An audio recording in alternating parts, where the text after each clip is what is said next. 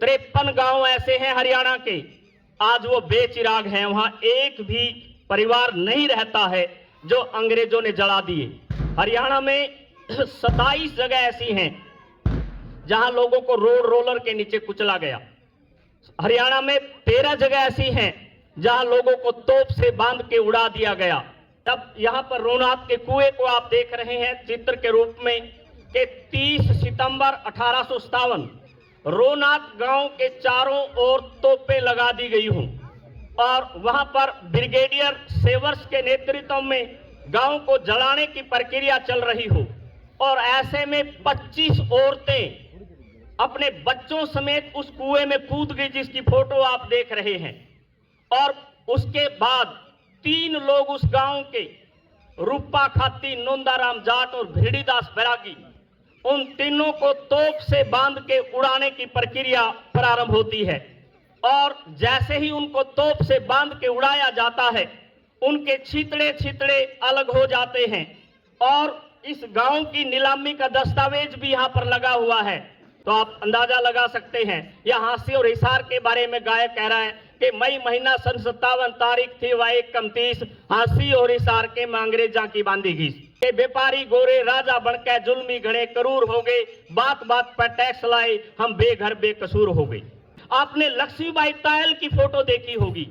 उनके पति बलवंत तायल व्यक्तिगत सत्याग्रह के लिए जेल में जाने की तैयारी कर रहे हैं। 6 दिन की बच्ची है उनकी, भिवानी में रहती है वो, क्योंकि यहां तो परिस्थितियां थी नहीं, मायके गई हुई थी। इधर से बलवंत का मैसेज चला गया कि मुझे जेल में जाना है तो आप आराम कीजिए। ऊंट पे बैठ के आई 6 दिन की बच्ची को लेके। कटला रामलीला के अंदर कार्यक्रम हो रहा है और वहां पर बलवंत तायल की गिरफ्तारी की योजनाएं बन रही हैं। तो ऐसी स्थिति में वो जच्चा जो 6 दिन के बच्चे को लेके भिवानी से ऊंट पर बैठकर आई होगी, यात्रा किस तरह की रही होगी। केवल एक ही काम करने आई थी कि बलवंत तायल जेल में जा रहे हैं, उनके पांव के हाथ लगा दूं और हाथ लगा के ये कह दूं कि आपको डरने की और घबराने की जरूरत नहीं है, बच्चे और परिवार मैं अपने आप पाल लूंगी, आप देश के लिए जेल में जाइए। तो ये मतलब है इन चीजों का। लोग कहते हैं कि माताजी गांव जल रहा है फतेहपुर, आपके बच्चे के देने से गांव बचता है, तो आप सोच लीजिएगा। मां बच्चे को अंग्रेज अधिकारियों को सौंपते हुए ये कहती है कि यदि मेरे बेटे के जाने से मेरा गांव बचता है, मेरा देश बचता है, तो मैं बेटा उनको समर्पित करती हूं। और आप अंदाजा लगा सकते हैं उन निर्लज अधिकारियों का कि उस बच्चे को जो है उसकी उम्र रही होगी 17-18 साल के आसपास, कि रथ से बांध के घसीट के ले गए सड़क के ऊपर। कितना वो कराया होगा, क्या परिस्थितियां रही होगी। और पुंडरी से 8 किलोमीटर दूर जाकर उसको यूं तोप से उड़ा दिया। तो उसको पकड़ के ले गए, उसके साथ उसकी पत्नी लक्ष्मी को पकड़ के ले गए। जीटी रोड के ऊपर ले जाकर पीपल के साथ उद्यमी को बांध दिया गया यूं, शरीर में गुलमेख ठोक दी गई और साथ में बेरी के पेड़ के साथ लक्ष्मी बांधी गई, उसके शरीर में भी गुलमेख ठोक दी गई। और ऐसी स्थिति में 23वें दिन तड़पते हुए लक्ष्मी गई, 37वें दिन तड़पता हुआ उद्यमी राम गया। लड़का था जो 6ठी क्लास का पढ़ने वाला था, उसका नाम था बिशन सिंह, उम्र रही होगी 12.5-13 साल। उसको जब तोप के सामने खड़ा किया गया तो उसकी सिर आ गया तोप के आगे। और एक अंग्रेज अधिकारी पियर्सन कहता है कि बेटे या बच्चे तेरे को तो नहीं हम तोप से उड़ा सकते। बिशन सिंह कहता है क्यों नहीं उड़ा सकते, मेरे दादा को आपने तोप से उड़ा दिया, मेरे बापू को आपने तोप से उड़ा दिया, मेरे बड़े भाई का नंबर भी लगा दिया, मेरे साथ क्यों अन्याय करते हो। कहता अन्याय की बात क्या है, नियम कहता है कि छाती आनी चाहिए, तेरा तो सिर आ रहा है, तेरे को कैसे उड़ाए। कहता है फिर क्या बात है लाड साहब, अंग्रेजों को लाड साहब बोलते हैं, ये भी कोई बात है, आप मुझे 2 मिनट का समय दो, इसका इलाज मैं कर दूंगा। अंग्रेज कहते चलिए क्या करेगा, ले जा। 2 मिनट के लिए पास के खेत में गया, भरोटा लाया उठा के घास का और भरोटे के ऊपर खड़ा होकर और यूं छाती लगाकर तोप के आगे कहता है कर लो अपना काम जो आपको करना है। और वो बच्चा भी उसी तरह की चित्र हो गया। उसके पिताजी गांव की चौपाड़ के ऊपर चढ़कर आवाज लगाते हैं कि बेटा उद्यमी तू आजा, तेरी जरूरत है आज गांव को। और उद्यमी आया, उद्यमी के 21 साथियों को रोड रोलर के नीचे वहीं कुचल दिया गया।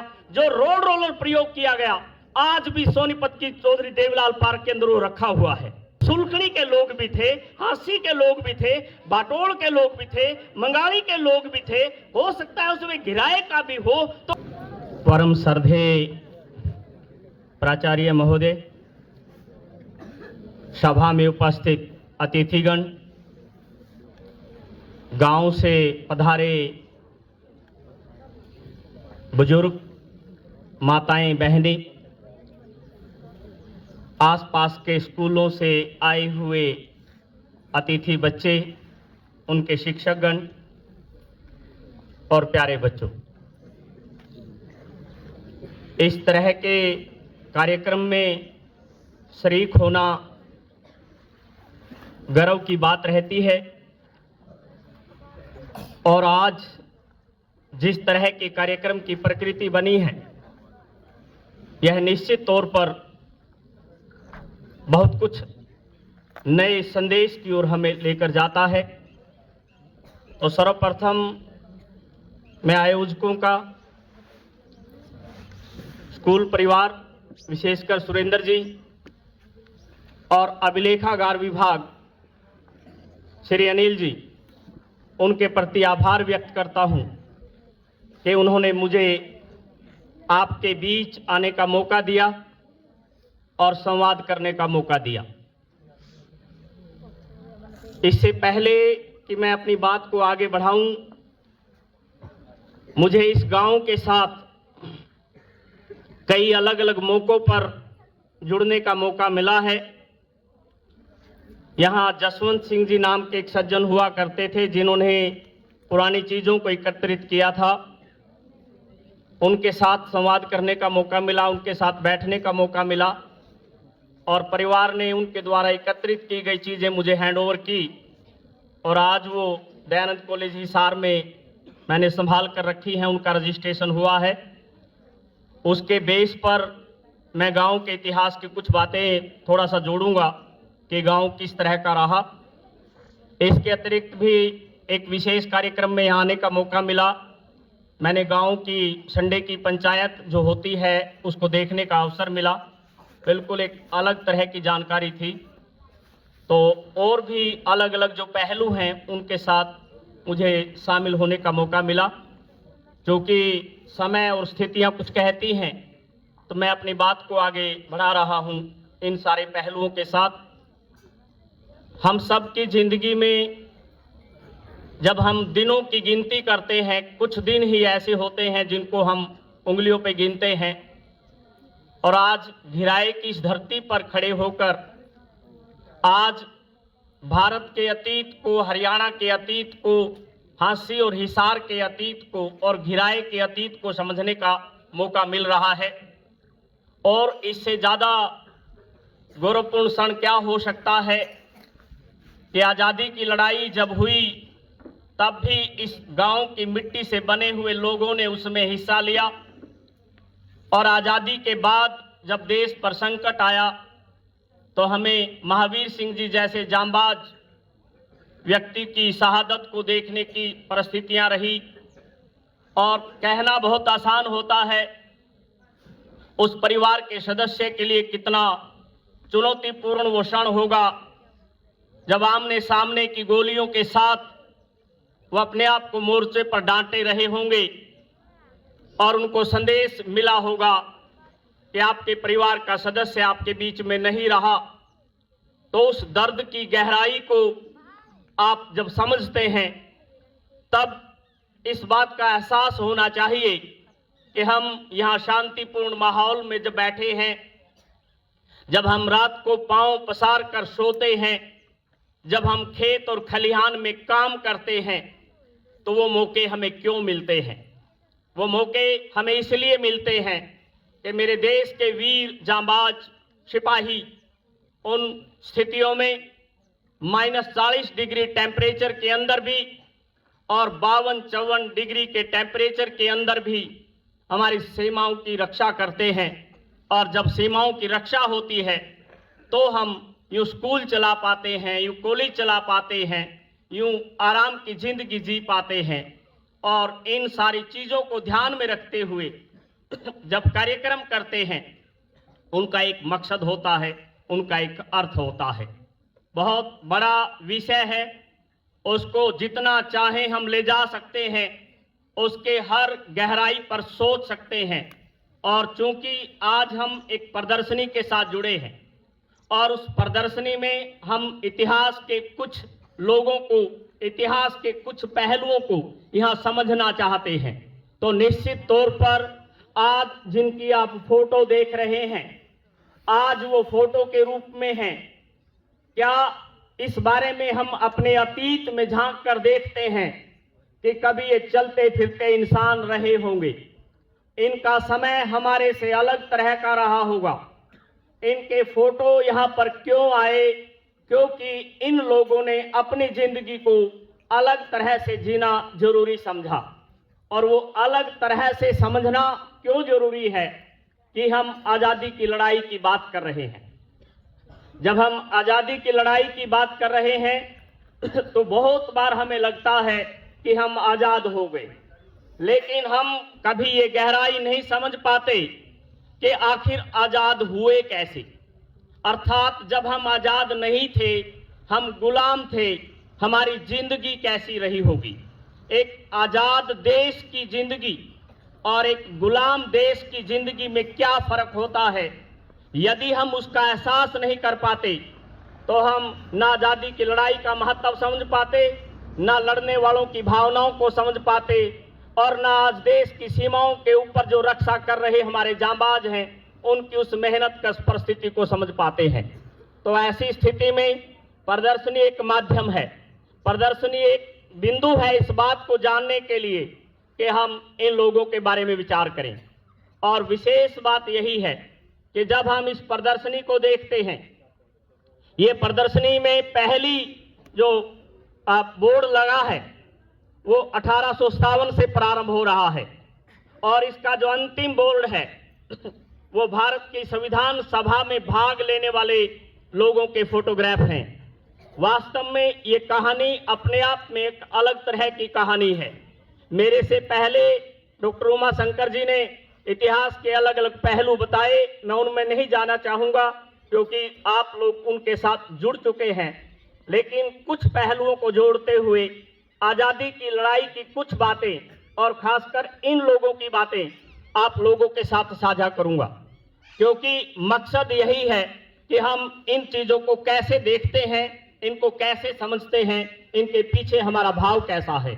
आप कल्पना कर सकते हैं कि जिस दिन 31 दिसंबर 1600 को इंग्लैंड की महारानी ने एक ईस्ट इंडिया कंपनी को मान्यता दी, उसका जो चिट्ठी लिखी गई थी, उस चिट्ठी में रानी लिखती है भारत के शासक के नाम कि हे दुनिया के सर्वश्रेष्ठ बादशाह, मैं इंग्लैंड की एक महारानी आपको पत्र लिख रही हूं और एक अनुरोध कर रही हूं कि मेरे देश के व्यापारियों को अपने यहाँ व्यापार करने की इजाजत दे दो।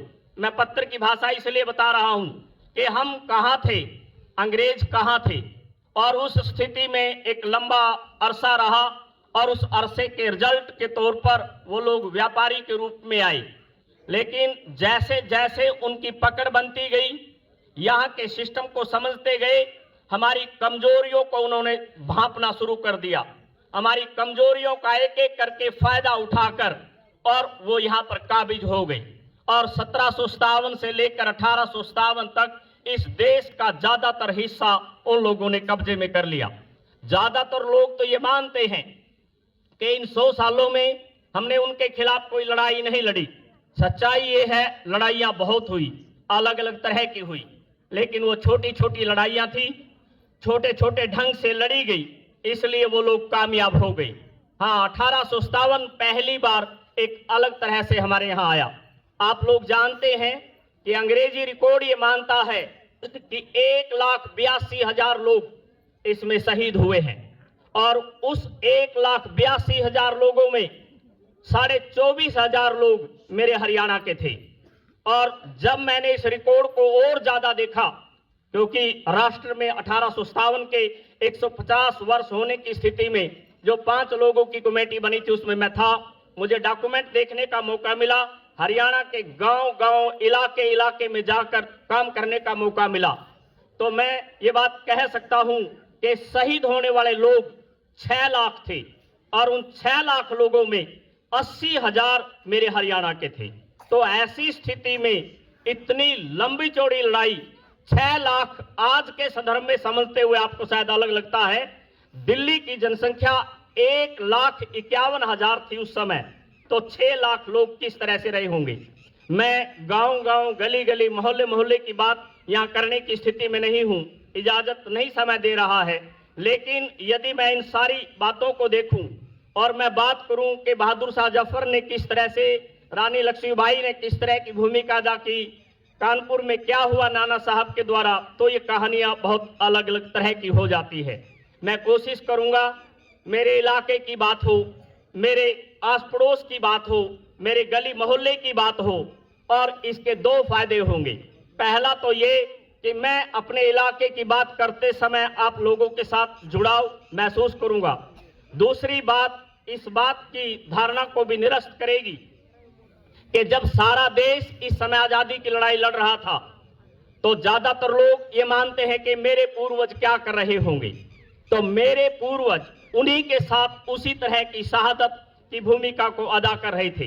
हाँ, थोड़ी सी समस्या रही, चुनौती रही, वो ये कि वो लोग पढ़े लिखे उतने नहीं थे, वो लिख नहीं पाए तो रिकॉर्ड नहीं बन पाया, अंग्रेजों ने लिखने दिया नहीं, और जब अंग्रेजों ने जो थोड़े बहुत लोग थे उनको लिखने नहीं दिया, वो लोग धीरे धीरे ओझल हो गए।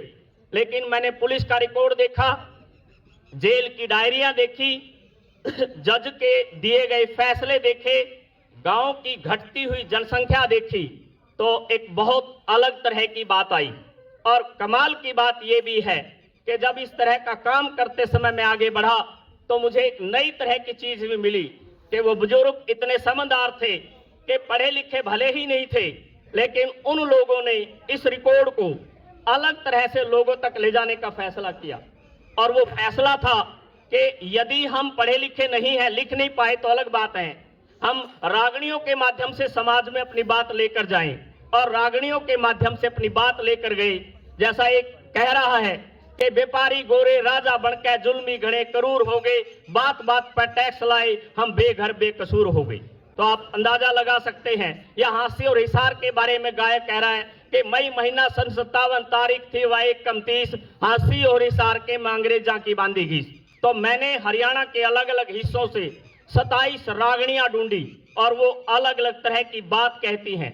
तो ऐसी स्थिति में हम बहुत लंबी चौड़ी कहानी देखते हैं कि जिस समय 10 मई को 1857 को अंबाला में वो लड़ाई हुई, वहां से लगातार ये लड़ाई चलती हुई अंबाला के बाद थानेसर, कुरुक्षेत्र, करनाल, पानीपत होती हुई, सोनीपत होती हुई और लास्ट में होडल तक हम देखते हैं। इधर ढबवाली से लेकर चलते हैं तो नारोल तक देखते हैं। आखिरी हरियाणा की लड़ाई 27 नवंबर को मेवात के पिनंगुआ के अंदर होती है। तो ऐसी कड़ी में ये लंबी चौड़ी कहानी, लंबे चौड़े किस्से, लंबी चौड़ी बातें मैं उस अंदाज पर नहीं बता पा रहा हूं, लेकिन 2, 3, 4 मोटी मोटी बातें जरूर बताऊंगा ताकि हमें पता चले कि जिन लोगों की शहादत है वो सिर्फ नाम की शहादत नहीं बल्कि उसके पीछे त्याग और बलिदान की लंबी चौड़ी कहानी है। ऐसी स्थिति में हम अंदाजा लगा सकते हैं, हम विचार कर सकते हैं कि जब ये सारा घटनाक्रम हो रहा होगा तो किस तरह की घटनाएं घट रही होंगी, किस तरह से वो लोग अपनी भूमिका को अदा कर रहे होंगे। और विशेष बात यह भी है कि दिल्ली लड़ाई का केंद्र था और दिल्ली में बाढ़ आई हुई थी और बाढ़ आने के कारण यमुना नदी के दूसरी पार के लोग उसमें शामिल नहीं हो पा रहे थे। तो उस लंबी चौड़ी लड़ाई को यहाँ के लोगों ने देखा। तब इस सारे रिकॉर्ड में देखते हैं 53 गांव ऐसे हैं हरियाणा के, आज वो बेचिराग हैं, वहां एक भी परिवार नहीं रहता है जो अंग्रेजों ने जला दिए। हरियाणा में 27 जगह ऐसी हैं जहां लोगों को रोड रोलर के नीचे कुचला गया। हरियाणा में 13 जगह ऐसी हैं जहां लोगों को तोप से बांध के उड़ा दिया गया। और अलग अलग तरह के किस्से, अलग अलग तरह की बातें, अलग अलग तरह की कहानियां जब हम उस अंदाज से देखते हैं तो बहुत कुछ ऐसा दिखता है जो रोंगटे खड़े करने वाली कहानी हमें अलग अलग ढंग से बयान करता है, उसको अलग अलग तरह से देखता है। आप कल्पना कर सकते हैं, जब यहाँ पर रोनाथ के कुएं को आप देख रहे हैं चित्र के रूप में, कि 30 सितंबर 1857 रोनाथ गांव के चारों ओर तोपें लगा दी गई हूं और वहां पर ब्रिगेडियर सेवर्स के नेतृत्व में गांव को जलाने की प्रक्रिया चल रही हो और ऐसे में 25 औरतें अपने बच्चों समेत उस कुएं में कूद गई, जिसकी फोटो आप देख रहे हैं। और उसके बाद 3 लोग उस गांव के, रूपा खाती, नोंदाराम जाट और भिड़ीदास बैरागी, उन तीनों को तोप से बांध के उड़ाने की प्रक्रिया प्रारंभ होती है। और जैसे ही उनको तोप से बांध के उड़ाया जाता है, उनके छितड़े छितड़े अलग हो जाते हैं। और इस गांव की नीलामी का दस्तावेज भी यहां पर लगा हुआ है। 8100 रुपए में पूरा का पूरा गांव नीलाम हो गया और उसके नीचे लिखा हुआ है ऑर्डर में कि 8100 रुपए में गांव की 13.5 बीघे जमीन, जिस जमीन के ऊपर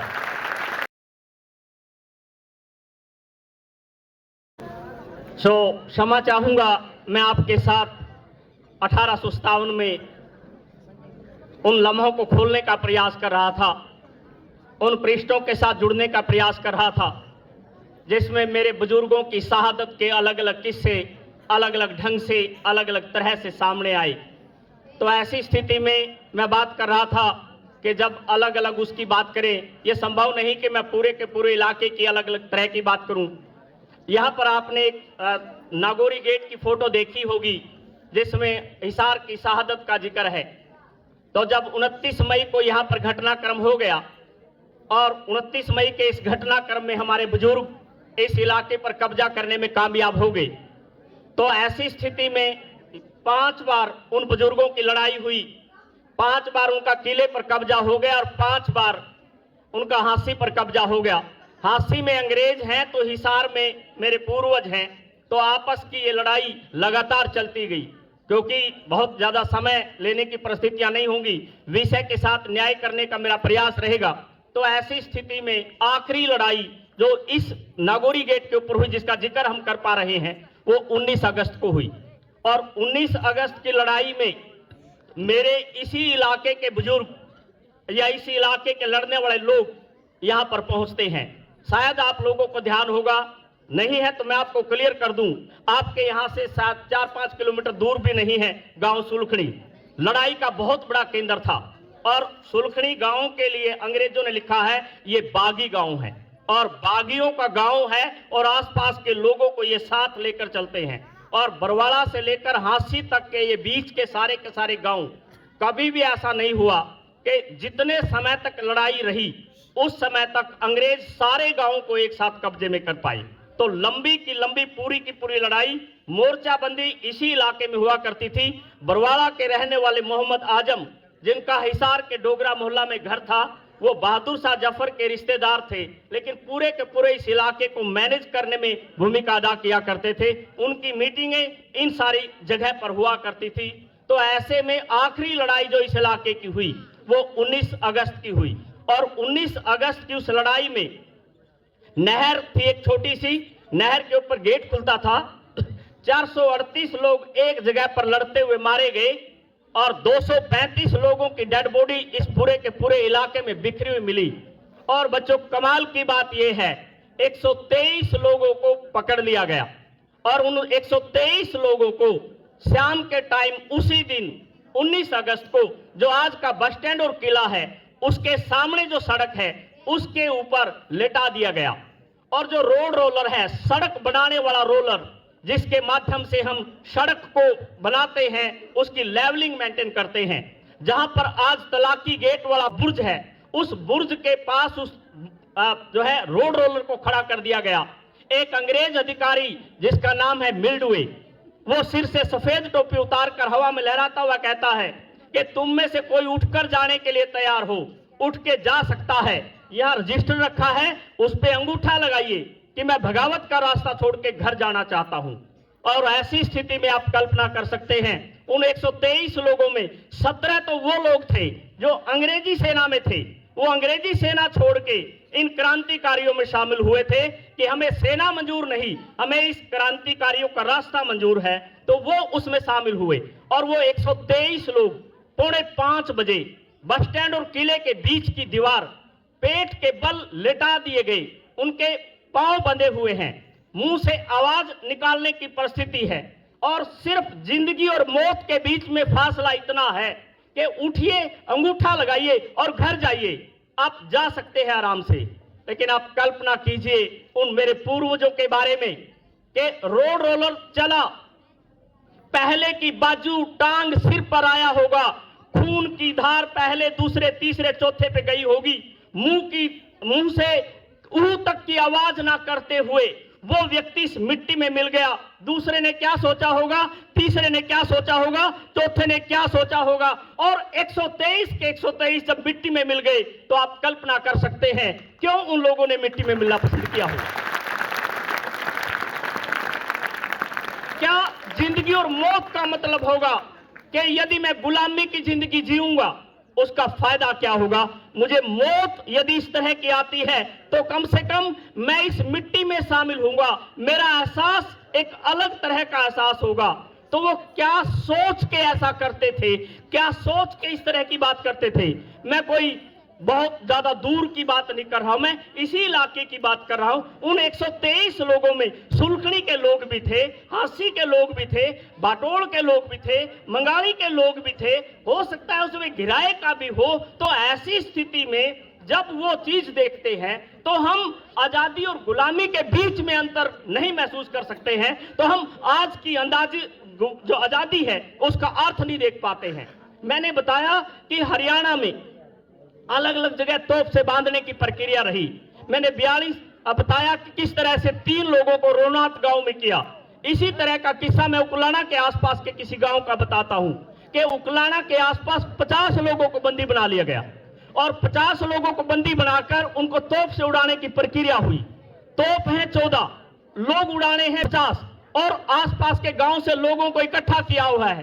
जब उनको उड़ाने की प्रक्रिया प्रारंभ होती है, पहली बारी में 14 लोग चले गए, छितरे छितरे हवा में उड़ गए।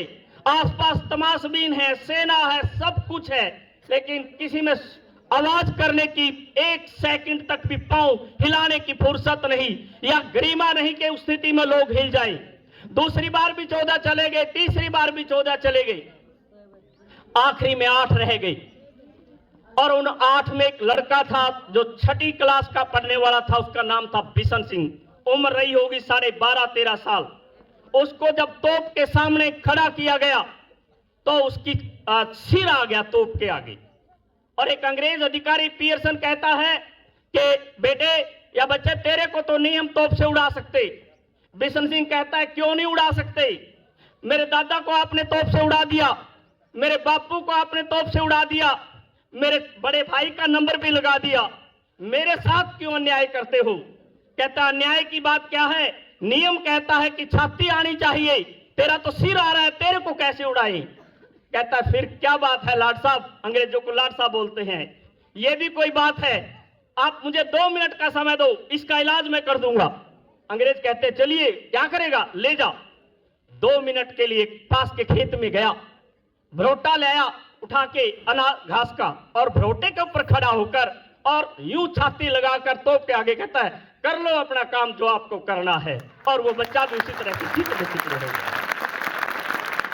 तो हम अंदाजा लगा सकते हैं मेरे देश के उन लोगों की कहानी जिनके हम आज चित्र देख रहे हैं, जिनके हम अलग अलग किस्से देख रहे हैं। मैंने पहले कहा कि मेरे पास ना तो समय की स्थितियां हैं, ना जानकारी की स्थितियां हैं। कितना अलग अंदाज रहा होगा कि 46 लोग सामने खड़े हैं और उनको अंग्रेज अधिकारी कहते हैं इनको गोली से उड़ाया जाना है। पहले तो उनको यह कहा जाता है कि आप दीवार की ओर मुंह करके खड़े हो और आपको गोली से उड़ाएंगे। वो लोग कहते हैं नहीं, कायर नहीं हम, डरपोक नहीं हम। हरियाणा के 46 लोगों की बात कह रहा हूं मैं कि हमें तोप से उड़ाना है या गोली से उड़ाना है, हम सामने से गोली खाएंगे। फिर कहते हैं कि ठीक है, इनको मंकी कैप दे दो, इनके मुंह के ऊपर वो कैप लगा दो ताकि ये लोग उस परिस्थिति को ना देख सकें। उन्होंने कहा नो, ये भी मंजूर नहीं हमें। और आप अंदाजा लगा सकते हैं, उनमें से एक व्यक्ति जिसका नाम गुरदयाल सिंह बताया गया है, जब वो यूं सामने खड़ा है, उसके सामने खड़ा हुआ एक सिपाही यूं गोली लेकर चलाने की प्रक्रिया में है, उसके हाथ कांप रहे हैं, तो गुरदयाल सिंह सामने खड़े हुए उस सैनिक को कहता है, अरे सैनिक, थोड़ा संभल के गोली चलाना और ध्यान रखना इस बात का कि तो इंसान पर गोली चला रहा है। तो सोच सकते हैं कि किस तरह के किस्से, किस तरह की बातें, किस तरह के वीरता के वो पहलू रहे होंगे जिनको अपने अपने अंदाज से हम देख सकते हैं। जब गिरधर अहलुवालिया को पुंडरी के तीर्थ से गिरफ्तार किया और उसकी मां ने लोगों के सामने अंग्रेज अधिकारियों को सौंप दिया, लोग कहते हैं कि माताजी गांव जल रहा है फतेहपुर, आपके बच्चे के देने से गांव बचता है, तो आप सोच लीजिएगा। मां बच्चे को अंग्रेज अधिकारियों को सौंपते हुए ये कहती है कि यदि मेरे बेटे के जाने से मेरा गांव बचता है, मेरा देश बचता है, तो मैं बेटा उनको समर्पित करती हूं। और आप अंदाजा लगा सकते हैं उन निर्लज अधिकारियों का कि उस बच्चे को जो है, उसकी उम्र रही होगी 17-18 साल के आसपास, के रथ से बांध के घसीट के ले गए सड़क के ऊपर, कितना वो कराया होगा, क्या परिस्थितियां रही होगी, और पुंडरी से 8 किलोमीटर दूर जाकर उसको यूं तोप से उड़ा दिया। तो ऐसी स्थिति में गांव जड़े होंगे, तोप से लोग उड़ाए होंगे, या फिर इस तरह की घटिया हरकतों के साथ साथ वो परिस्थितियां रही होंगी जिसका हम अंदाजा भी नहीं लगा सकते। एक और इस बात का किस्सा जोड़कर आगे बढ़ा रहा हूं ताकि हमें एहसास हो कि हमारे पूर्वज किस तरह के थे। उद्यमी राम नाम का व्यक्ति सोनीपत के पास लिबासपुर का रहने वाला था। 22 अपने साथियों की टोली बनाई और उन 22 साथियों ने मिलकर अंग्रेजों का रास्ता रोक दिया। और फिर ऐसी परिस्थितियां आई कि अंग्रेज जीत गए, हडसन आ गया गांव में, और हडसन ने गांव को घेर लिया। उसके पिताजी गांव की चौपाड़ के ऊपर चढ़कर आवाज लगाते हैं कि बेटा उद्यमी, तू आजा, तेरी जरूरत है आज गांव को। और उद्यमी आया। उद्यमी के 21 साथियों को रोड रोलर के नीचे वहीं कुचल दिया गया। जो रोड रोलर प्रयोग किया गया आज भी सोनीपत की चौधरी देवीलाल पार्क के अंदर वो रखा हुआ है। उसको पकड़ के ले गए, उसके साथ उसकी पत्नी लक्ष्मी को पकड़ के ले गए। जीटी रोड के ऊपर ले जाकर पीपल के साथ उद्यमी को बांध दिया गया, यूं शरीर में गुलमेख ठोक दी गई और साथ में बेरी के पेड़ के साथ लक्ष्मी बांध दी गई, उसके शरीर में भी गुलमेख ठोक दी गई। और ऐसी स्थिति में 23वें दिन तड़पते हुए लक्ष्मी गई, 37वें दिन तड़पता हुआ उद्यमी राम गया। तो ऐसी स्थिति में जब देश की आजादी की बात करते हैं, जब तक हमें ये दास्तां पता नहीं होगी कि किस तरह के किस्से किस तरह के रहे होंगे, कैसे आजादी रही होगी, तो हमें ये प्रदर्शनी तब अर्थ समझ में आएगा कि इसका मतलब ये है कि हम उन पूर्वजों को समझना चाहते हैं, उन पूर्वजों को जानना चाहते हैं जिसको हम इस रूप में देखते हैं। हालांकि बार बार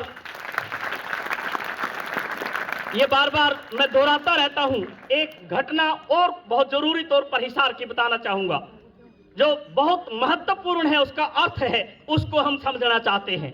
और वो घटना है कि शाहबाज बेग नाम का व्यक्ति जो छोटा डीसी होता था, डिप्टी कमिश्नर होता था, उसने इस क्रांति में लीड किया और क्रांति में लीड करने के कारण वो गिरफ्तार हो गया।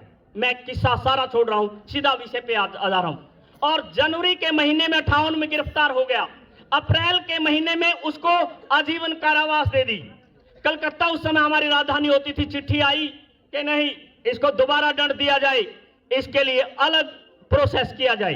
तो ऐसी स्थिति में जो आज के किले के पास एक पीली कोठी है, वहां पर जज जो है जनरल कोटलैंड के बीच में और उसके बीच में 26 सवाल जवाब होते हैं। तो मैं केवल 2 का जिक्र करना चाहूंगा। जनरल कोटलैंड पूछता है कि शाहबाज बेग, तो डिप्टी कमिश्नर था यहां का, हिसार का, तो क्यों इसमें शामिल हुआ? तो जवाब देता है कि जिस समय मेरा देश पूरा का पूरा इस बात को जानता है कि मेरे को जो दे रहे थे यानी 450 रुपये महीना नौकरी और 24 मेरे पास घोड़े घोड़ियां, 6 रथ, 30 से ज्यादा नौकर, 6 एकड़ में मकान, स्वर्ग सी नौकरी करता हुआ आदमी कहता है मेरे को तो थोड़ा सा दे रहे थे, आप जहाज भर भर के ले जा रहे थे। जब मेरे देश के लोगों को पता चला कि आज जहाज भर के ले जा रहे हैं, तो ऐसी स्थिति में मेरा यह धर्म था कि मैं इनके साथ शामिल हूं, मैं इसमें शामिल हुआ। तो आगे से दूसरा और महत्वपूर्ण सवाल जवाब जो उसके साथ जुड़ा कि शाहबाज बेग, क्या तुझे इसका अंजाम मालूम नहीं था कि तेरे साथ क्या होने वाला है? तो शाहबाज बेग जवाब देता है कि जज साहब क्या बात करते हो, मुझे अंजाम मालूम नहीं। आपने राजा नाहर सिंह को फांसी दी, जिसका हमने फोटो लगाया हुआ है कि साहबा आपने राजा नाहर सिंह को 9 जनवरी को फांसी दी। उनका जन्मदिन था उस दिन, जिस दिन उनको फांसी दी गई। दिल्ली के चांदनी चौक में ले गए, उसको फांसी दी और उसके शरीर के टुकड़े किए। आपने उसका शरीर फिर गंदे नाले में फेंका। आपने 18 जनवरी को हांसी में हुकमचंद जैन और मुनीर बेग को फांसी दी। हुकमचंद जैन हिंदू था, उसको आपने दफनाया। मुनीर बेग मुस्लिम था, उसको आपने जलाया। घर के सामने फांसी दी गई और उसके बाद उन लोगों का अंतिम संस्कार परिवार के सदस्यों को नहीं दिया गया। तो आपने नाहर सिंह के साथ क्या किया, मुनीर बेग के साथ क्या किया, फकीर चंद के साथ क्या किया और उन लोगों के साथ किया, मुझे इस बात की कोई परवाह नहीं। हाँ, मुझे जलाइए, मुझे दफनाइए, मुझे गंदे नाले में फेंकिए, जो मर्जी कीजिए, लेकिन एक बात का ध्यान रखिएगा, मैं इस मिट्टी में मिलूंगा। और जब मैं इस मिट्टी में मिलूंगा, इस मिट्टी में मिलने के बाद इसमें वनस्पति पैदा होगी, इसमें अनाज पैदा होगा और जब अनाज पैदा होगा उस अनाज को मेरी नई पीढ़ी खाएगी और उसके अंदर इतनी ताकत आएगी वो तुम्हें मिट्टी में मिला देगी। यही मेरा सपना है, यही मेरा ख्वाब है। तो ऐसी स्थिति में हम जब दूसरों की बातें करते हैं तो हमें लगता है कि शायद बहुत दूर की बातें हो रही हैं। मैं तो इस इलाके की बात कर रहा हूं, इस गांव की बात कर रहा हूं, मोहल्ले की बात कर रहा हूं, गली की बात कर रहा हूं। और यदि हमने 6 लाख लोग 1857 में खोए, 1947 तक उनकी क्या स्थितियां रही होंगी। जो ये लोग यहां तक पहुंचे हैं, ये यूं नहीं पहुंचे, बल्कि इनके त्याग की, इनके जो बलिदान है, उनके अलग अलग किस्से हैं, अलग अलग तरह से देखे जा सकते हैं। आपने 2 महिलाओं के फोटो देखे होंगे, उनमें एक तारावती है, एक चांदबाई है। दोनों सास बहू हैं। उनके ससुर चांदबाई के पति श्यामलाल सत्याग्रही हैं, वो जेल में गए हुए हैं और उनका बेटा भी जेल में गया हुआ है। ये दोनों औरतें भी जेल में जाती हैं और पशु जो कुछ भी थे वो लेके थाने में चले गए कि भाई ठीक है, घर के दिन सदस्यों की हालत है तो हम भी वहां पर चले जाते हैं। और फिर ऐसे स्थिति में जो चांदबाई है वो जेल में 3.5 साल अलग अलग टाइम पर रहती है। उनकी स्थितियां देखते हैं। आपने लक्ष्मीबाई तायल की फोटो देखी होगी। उनके पति बलवंत तायल व्यक्तिगत सत्याग्रह के लिए जेल में जाने की तैयारी कर रहे हैं। 6 दिन की बच्ची है उनकी, भिवानी में रहती है वो, क्योंकि यहां तो परिस्थितियां थी नहीं, मायके गई हुई थी। इधर से बलवंत का मैसेज चला गया कि मुझे जेल में जाना है तो आप आराम कीजिए। ऊंट पे बैठ के आई 6 दिन की बच्ची को लेके। कटला रामलीला के अंदर कार्यक्रम हो रहा है और वहां पर बलवंत तायल की गिरफ्तारी की योजनाएं बन रही हैं। तो ऐसी स्थिति में वो जच्चा जो 6 दिन के बच्चे को लेके भिवानी से ऊंट पर बैठकर आई होगी, यात्रा किस तरह की रही होगी। केवल एक ही काम करने आई थी कि बलवंत तायल जेल में जा रहे हैं, उनके पांव के हाथ लगा दूं और हाथ लगा के ये कह दूं कि आपको डरने की और घबराने की जरूरत नहीं है, बच्चे और परिवार मैं अपने आप पाल लूंगी, आप देश के लिए जेल में जाइए। तो ये मतलब है इन चीजों का। जब मैं देखता हूं बिल्कुल अलग तरह का अंदाज है कि व्यक्तिगत सत्याग्रह में इस गांव के 2 लोग शामिल हुए, तो वो किस तरह से शामिल होते होंगे। भगत रामेश्वर दास के अंदाज से आप उसको देखिएगा। वो कहते हैं कि मैंने एप्लीकेशन डाल दी, गांधी जी ने एप्लीकेशन मंजूर कर ली, मेरे लिए 11 जून का डेट फाइनल हुआ कि 11 जून 41 को मैंने सत्याग्रह करना है और नवंबर में फैसला हो गया।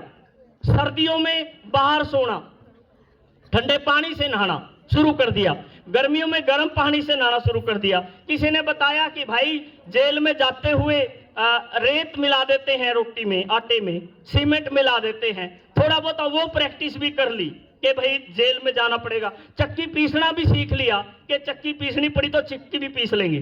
फिर कहते हैं मई के महीने में बुखार आ गया, और बुखार आ गया तो मेरे को लगा कि भाई मेरी तो योजना खराब हो जाएगी, लेकिन मैंने वैद्य से दवाई ली और ठीक हो गया। फिर क्या हुआ, जिसकी बात मैं आप लोगों से कह रहा हूं कि वो व्यक्ति जेल जाने की जब बात करता है, 10 तारीख को पहली बार कहते हैं मेरे गांव में मनसा भजनी आया, फोटोग्राफर भी आया और बड़े बड़े लीडर भी आए। सारी रात चपाड़ के अंदर प्रोग्राम हुआ। मेरे को 12 बजे बोले भाई तू तो जा, जेल में जाना है, आराम कर ले, कल गिरफ्तार होना है। मैं तो आ गया, मेरा मन भारी था, मैं जाना नहीं चाहता था, लेकिन फिर भी मैं आ गया। सुबह 4 बजे उठा, खेत में गया, न्यार ले आया, गाय संभाली, फिर माँ बाप के पांव के हाथ लगा के सुबह 7:30 बजे घर से निकलता है। तो ऐसी स्थिति में कहता है गांव का नजारा ही बिल्कुल अलग था। गांव में 12-13 हजार लोग पता नहीं बाहर से कहां आए थे। 100 के आसपास बैलगाड़ियां सारे गांव में आई थी, देहाती बाजा था, औरतें गीत गा रही थी, और एक गाड़ी तो बहुत ज्यादा सजी हुई थी। और हमारा 8 बजे जुलूस शुरू हुआ, मैं 11:30 बजे तक आया। इतनी सजी थी गाड़ी, और मैंने 11 बार मालाएं अपने उससे निकाली। और फिर आगे लिखता है कि सच बात तो ये है, इतना आनंद तो मेरे को उस दिन भी नहीं आया था जिस दिन मेरी गुड़ चढ़ी थी। और फिर मैं आया जेल के लिए। मैंने बोला कि अंग्रेज सरकार निकम्मी है, इसको पैसे ना दो, इसको सहयोग ना दो। तो ऐसी स्थिति में उसको गिरफ्तार कर लिया गया। गिरफ्तार करने के बाद 3.5 साल की जेल उस व्यक्ति ने दी। तो अलग अलग बातें, अलग अलग अंदाज, अलग अलग किस्से 1857 से चलते हैं 1947 तक। तो आप अंदाजा लगा सकते हैं आपके लिए कितना सकून होता होगा जब आप सोचेंगे कि 324 लोग थे इस संविधान सभा में। 324 में से पूरे पंजाब के, जो हम हरियाणा पंजाब समेत था, उनमें से 14 लोग थे। 8 लोग मेरे हरियाणा के थे, और उन 8 में से 3 हिसार के थे, लाला चिंतराम, ठाकुरदास भार्गव और चौधरी सूरजमल। तो उनके इसके अंदर फोटो हैं। तो मेरे हरियाणा के, मेरे हिसार की, मेरे इस इलाके की भूमिका क्या है। तो प्रदर्शनी, बच्चों अंत में अपनी बात को विराम की ओर ले जाते हुए बात कह रहा हूं कि प्रदर्शनी सिर्फ प्रदर्शनी नहीं, बल्कि इन लोगों को जानने का, गुलामी के दिन को समझने का, आजादी की परिस्थितियों को समझने का एक मौका है। उसको समझिए, इन लोगों का त्याग बलिदान समझिए, तो समझ में आएगा कि हम कहां खड़े हैं, किस तरह की परिस्थितियों में खड़े हैं। और अंतिम बात यह है कि आज मैं बच्चों से संवाद कर रहा हूं, कुछ अभिभावक आए हैं, गांव के बुजुर्ग आए हैं, और यहां पर शिक्षक गण भी उपस्थित हैं कि आखिर आज क्यों किए जा रहे हैं प्रोग्राम, आज की परिस्थितियां क्या हैं। आज हमें तोप से उड़ाने की परिस्थितियां नहीं है, आज हमें ये कुएं में काटकर घेरने वाला कोई नहीं है, आज की परिस्थितियां वो नहीं है। तो आज हम आपसे क्या चाहते हैं।